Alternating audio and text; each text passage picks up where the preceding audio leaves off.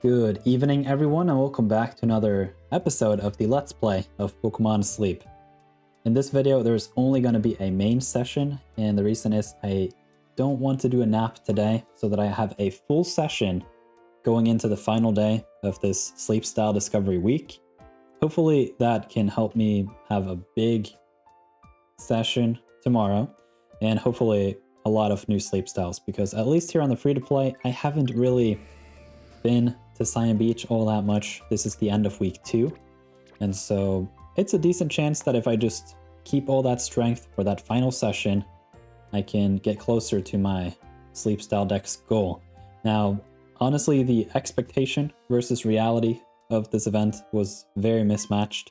I think that is a general sense in the player base too, so maybe that is something that the game developers will change for the future.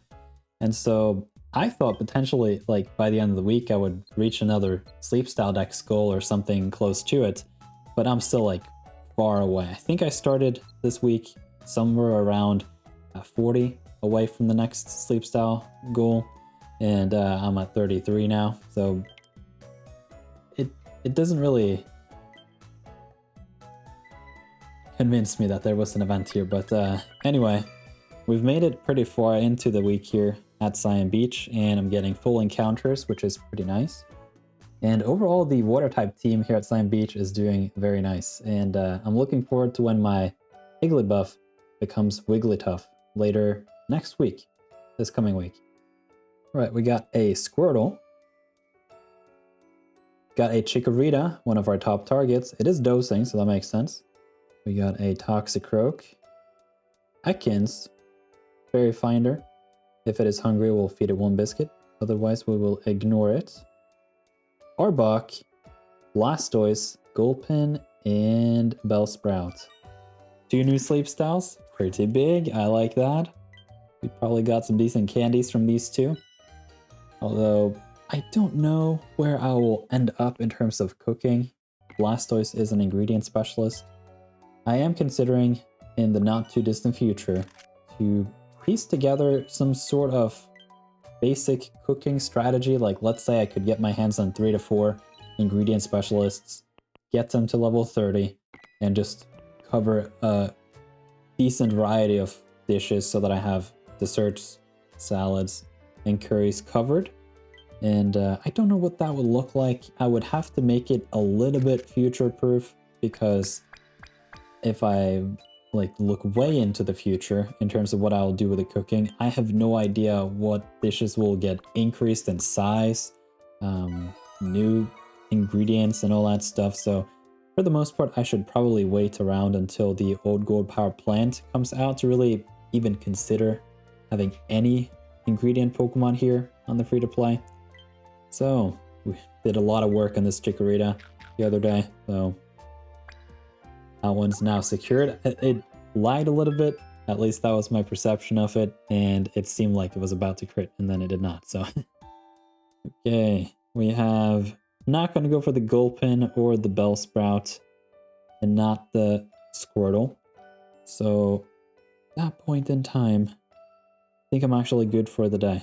So, one of you guys commented on one of the other free-to-play series videos that I had a lot of biscuits. And well, the reason is I'm extremely stingy, and I also have a very specific strategy in terms of what I go for, the Pokemon, and what I spend my resources on. So we can have a short chat about that. Overall, so there's a new area. It is Ghost, Steel, Electric. None of these seem to work with that, so I think overall Chikorita is the better candy to send here to the list.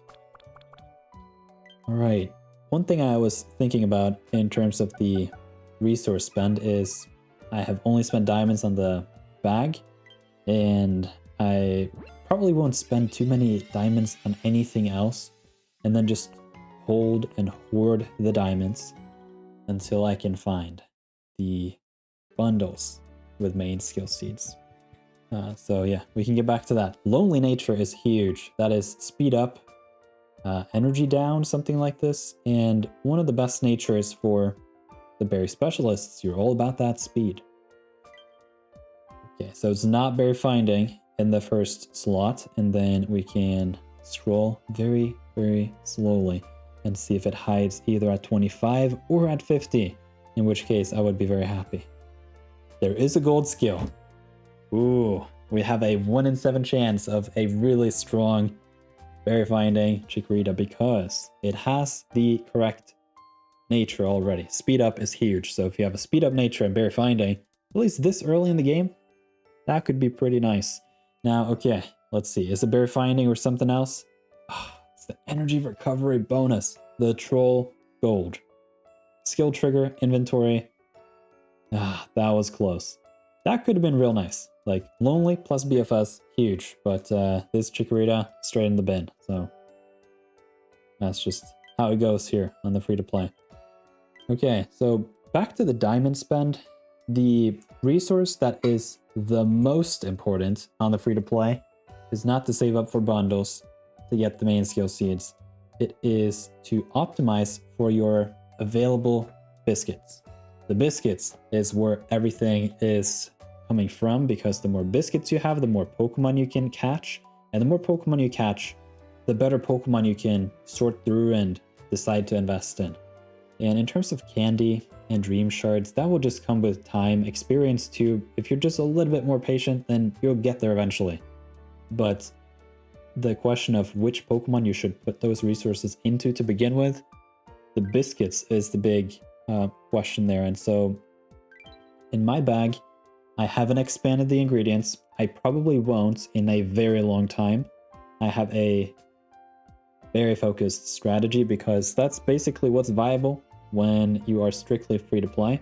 If you're a premium pass, that is the most fun way to play the game. You support the developers, you get a lot of treats back, and it's just nice. But this whole Let's Play is the experiment of what is the actual experience playing Pokemon Sleep without spending a single cent on it. I will probably long term maybe convert this into a paid thingy. We'll just have to see. It will be at least a year or 2 or 3 into the future. Maybe I'll just keep it around as is and start another, a third. I don't know. Undecided. But yeah, the items bag. This is where it is at. This is super important because it allows you to buffer through a long period of time and stockpile when there are not things that are all that exciting and you don't really need certain Pokemon. And other times you can way overspend. Like if you look at the free-to-play videos this past week, I've had multiple days when I've spent like 20 biscuits in a single video. Like monstrous. But I found all my targets and I need to get those targets as soon as possible. And so it's just to spend. Right now I'm sitting at 49 biscuits. October 1st is coming around very soon. I'll hop back up to probably 70 at that point in time. I'm just going to clear the exchange for the biscuits. And then, yeah, right now at Cyan Beach, at the early stage of the game, I probably won't have a huge like surplus of the Poké Biscuits, but it's not impossible that for a good while, I will simply stick around at Cyan Beach if I can find my Totodiles, which is the target of targets. I need a strong Feraligatr, preferably berry finding and helping bonus within the first 3 sub-skills with at least a decent nature. And then if I could find 1 or 2 more berry finding Totodile that can work to some capacity, then I can have 2 Feraligatrs and a Croconaw, Suicune, and my Wigglytuff.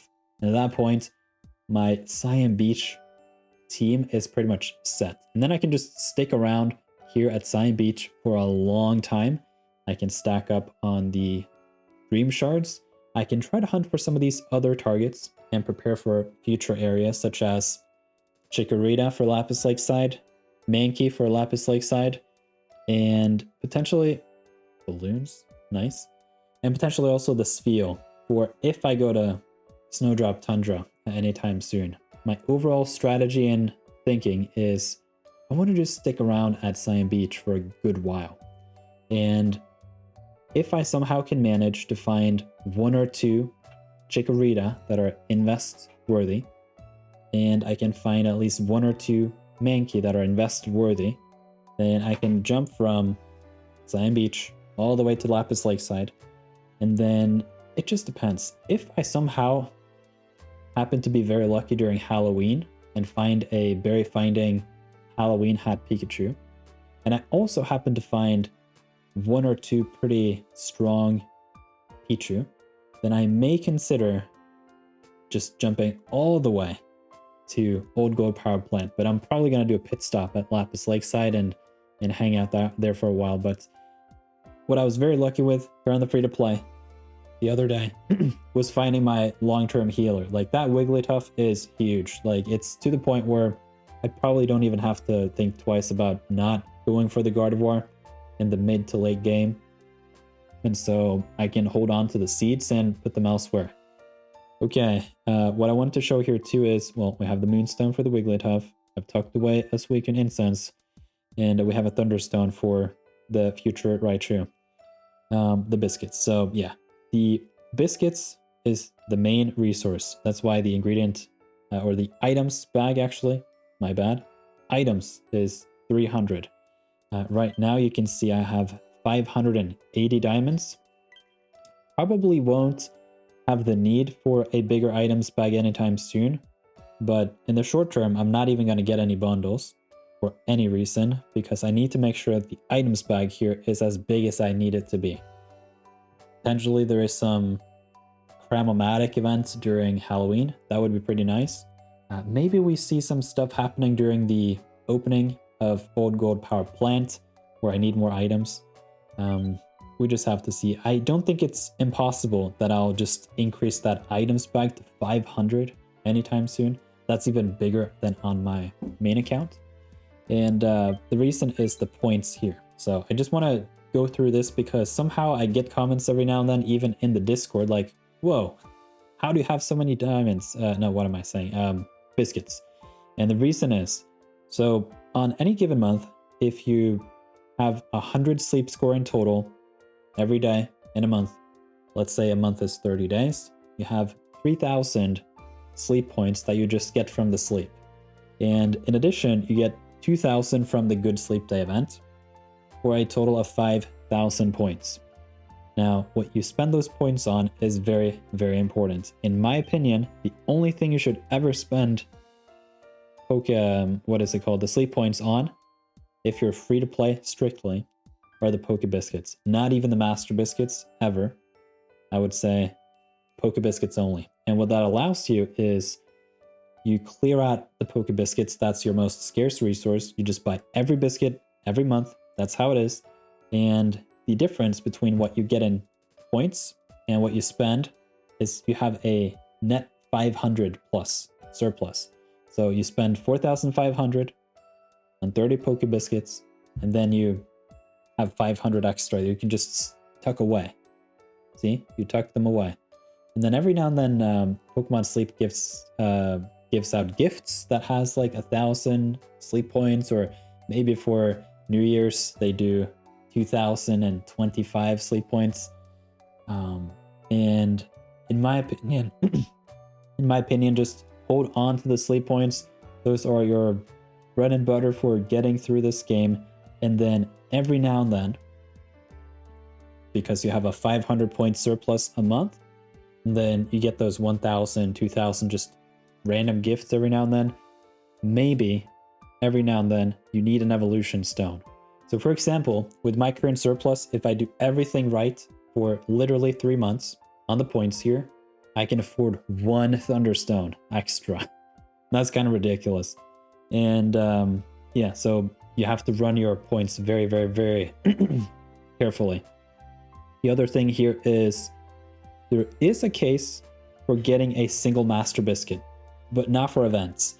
I think if you're free to play, you need to just make use of whatever the event exchange is doing. Don't confuse it with here. And one of the weird things that you can do as a free to play with the Master Biscuit is, let's say you camp out at Greengrass Isle and you haven't got any of the legendary Pokemon, but would like to build a team around either Entei, Suicune, or Raikou, just any of them really. And that is perfectly fine. And actually right now, I think if you somehow can encounter a wild Raikou green grass isle, that would be very, very nice if you're just starting. And I think that's actually what I would try to do if I just started. And so in that case, the Master Biscuit does make a lot of sense. It is extremely expensive. It basically means you don't get any Poké Biscuits for a whole month by getting that one capture. So you better make that capture worth it.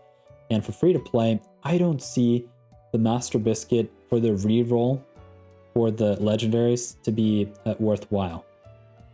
You just don't get to catch any Pokemon for a whole month if you pay for this. And I mean, that's the way the game is structured. I honestly think it's kind of fair, but we just have to work with what we got. So mostly just clear the biscuits. So the reason why I'm emphasizing this so much is because I continuously see people not clearing out these biscuits when they're free to play. Like it's the main resource. This is how you get Pokemon. The Pokemon is what does the whole thing for you. And I don't understand where all the other points really go if you don't clear out the biscuits. The other thing is, within any one given month, the maximum biscuits you can buy is 30.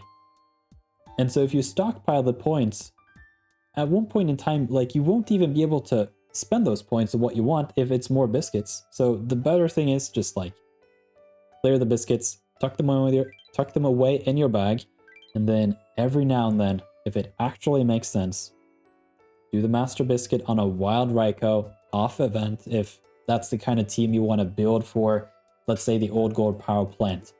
And that is likely what you will see me doing eventually here on the free-to-play. And yeah, it may not even be Raikou. Maybe there is some new area where it is even after the Old Gold Plant at that point in time, where I can get my hands on a new base legendary and try the whole team building strategy all over again. But yeah, there are some interesting things to do here in the game, even as a free-to-play, and being very conscious about your biscuit availability is one of them. So we have a new achievement. Nice. So just wanted to emphasize that in this video, and hopefully you guys found it interesting. Even as a premium player, I don't think necessarily this strategy is too off. It's not impossible that as a free-to-play, let's say you don't get a whole lot of bundles. I don't know if the Master Biscuit really is it. The Master Biscuit is mostly for whales, I think, because it is a limited item that you can buy once a month, and if you do, it has a huge hit on your overall Pokebiscuit availability. And at that point, you have to pay money to compensate for that Master Biscuit that you tuck away to re-roll on the legendaries, essentially. And so, yeah, on my primary account, I'm almost wondering if I should go back on the strategy of hoarding Master Biscuits and just get the extra Pokebiscuits and have some more content.